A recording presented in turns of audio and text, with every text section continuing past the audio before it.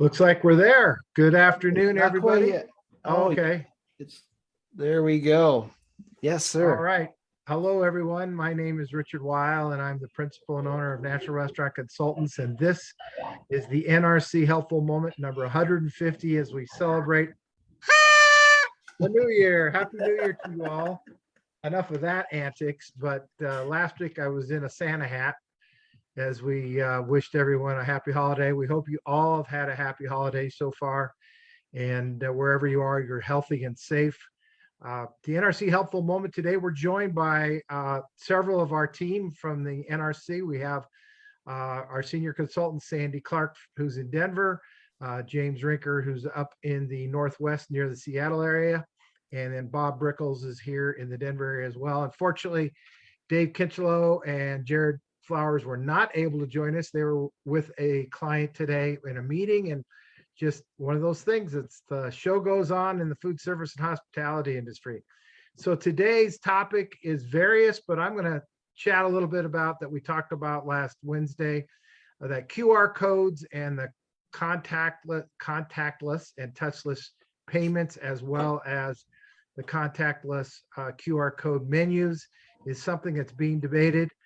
If your stickers that are on your tables right now are from 2020 or, good Lord, the beginning of 2021, and you haven't either taken them off the table or re-stamped them with new clean ones, that's a mistake. You need to do that. Or two, maybe you don't need them at all if you've gone back to menus. Depends on your clients. It depends on what's going on in and around your neck of the woods. Certainly we know there's a lot more COVID sensitivity, if you would, in San Francisco, Los Angeles, and New York. But depending on where your locale is, we recommend you either redo those QR codes or take them off completely and go back to your menus. Your menu, and I'm going to flip it to Brian in a little bit. It's one of the most important pieces of marketing, and I think he has something more to add. We'll add to that. The next piece, we're going to move over to Sandy Clark, who's going to talk about the inflationary components that are still hindering the industry. So Sandy, please. Thank you. So you already know that food inflation is at a 10-year high and expected to go up another 5% in the first quarter of 2022. A lot of manufacturers have been holding off to take their price increases in the new year. So you'll see that. We also are in our second year in a row with the deficit in world wheat. That puts a strain on all the grains, everything we feed cattle, all the oils you fry in. And so you'll continue to see movement there. Polystyrene, packaging containers continue to go up. And now affecting the world's supply chain is the cost of fertilizer.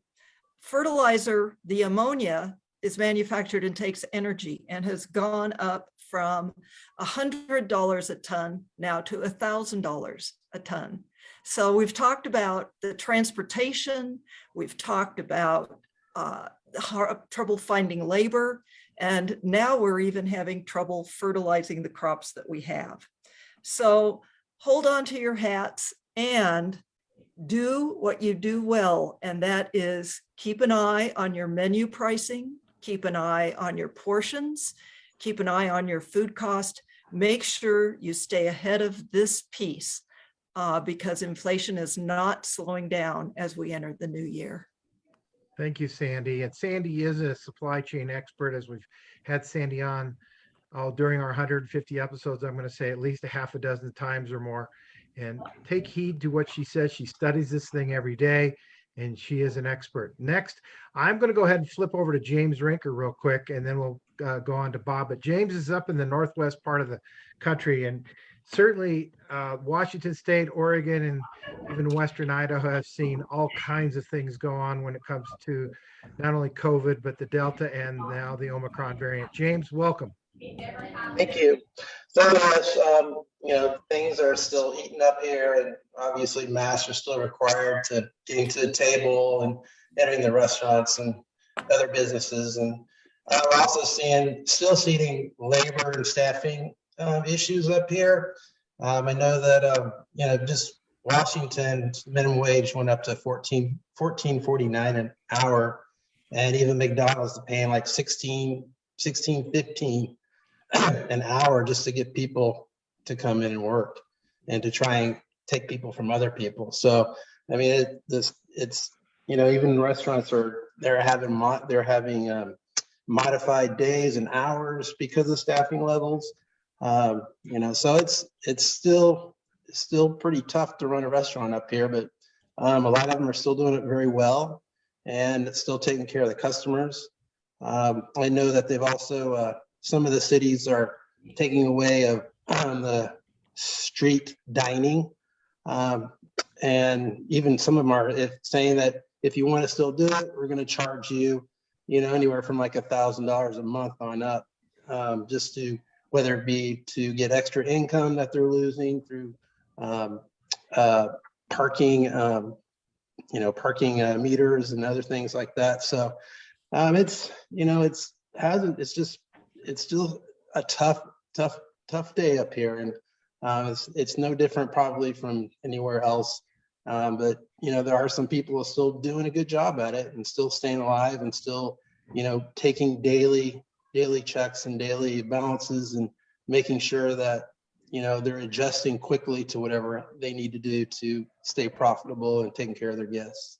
Well, thank you, James. And as a reminder, James is a OSHA expert as well as a HACCP expert. If you need facilitating information on how to make sure that you're doing all the right things with protocols, continuing to make sure that we keep our guests safe and healthy, part of National Restaurant Consultants protocols that we put out over a year and a half ago, but James is a big part of that. So James, thanks for joining us today. And now I'm going to flip to Bob Brickles, who's going to be able to talk a little bit about some of the new CDC guidance that just came out and further expand on the difficulties that James was talking about as far as hiring. Bob, welcome in. Thanks for joining us today. Well, I don't know whether I'd be a total expert on CDC, but they released new guidelines dropping the requirement for people that have been that are COVID tested, that are positive from 10 days to 5 days, which is a huge deal if you consider the fact of what you're paying for employees not to show up to work because they've been exposed. If they've only been exposed, they only have to quarantine for 5 days, which is again another benefit. Part of the challenge that you run into is that switching from the 10-day to the 5-day period of time is, what do you do for those people that are off now on COVID?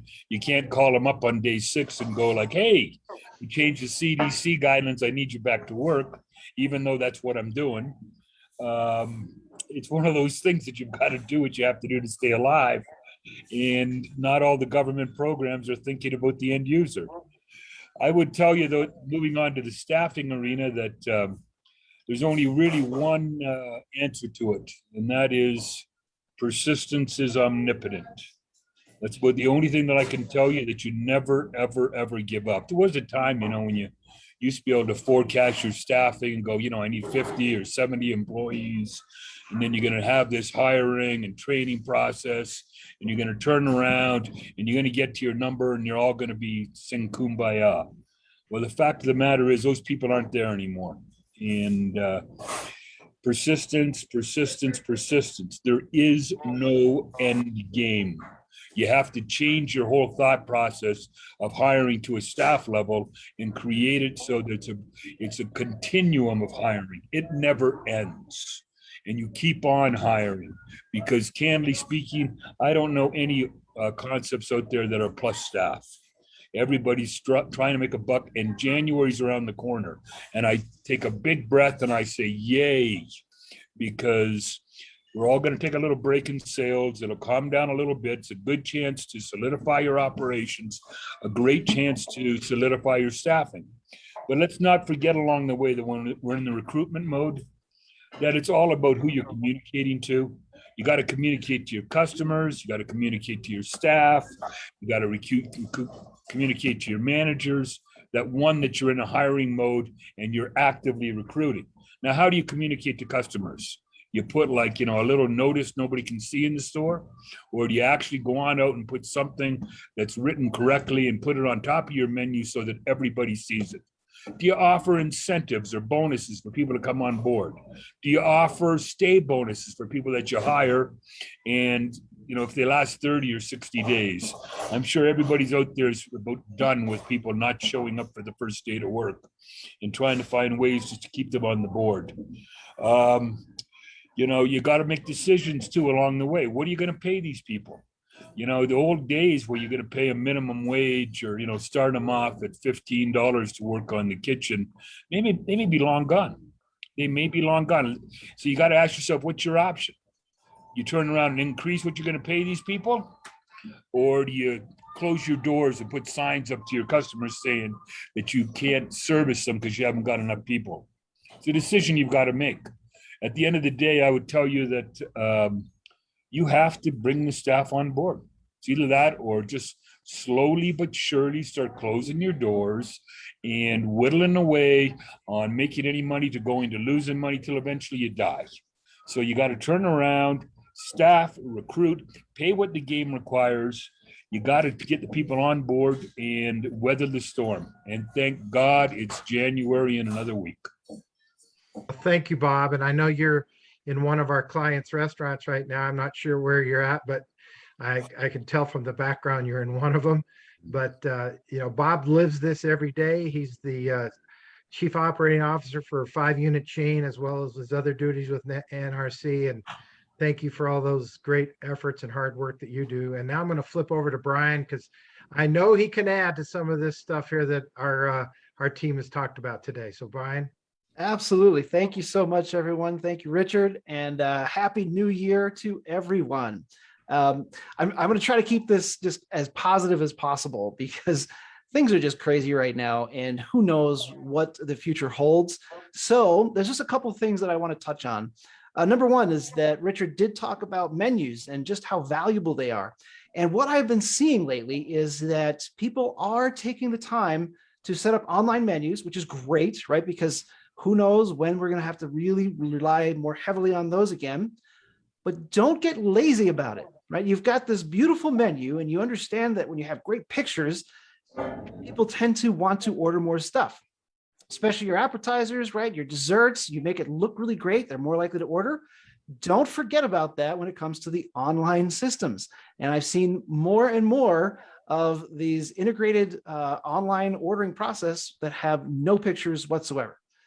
And I promise you, you can add photos. I have yet to see one that doesn't allow it, but if yours doesn't allow it, then it probably is time to look at something else, because that is, especially when you're looking at a screen and you can't sell to the customer because it's all up to them. You absolutely want to take advantage of all of the possibilities you can take for images. Okay. The other is that, hey, we're coming up to a new year. And like Bob said, we are, things are going to slow down a little bit. So start planning now. And I know what is the old joke of if you want to make God laugh, tell him your plans, right? So I know that plans have to be fluid, but if you start taking some time to plan a few things now, that you can start really moving forward and taking advantage. I always talk about building your lists, because the number one asset of any business are their customers. And if you don't have a list of customers, you're going to be in trouble. So you want to make sure that you're planning that and making sure you have everything in place possible to do that. So that's what I want to cover today, and wish everybody a great Happy New Year. I look forward to 2022 with everyone, and I hope it goes real strong.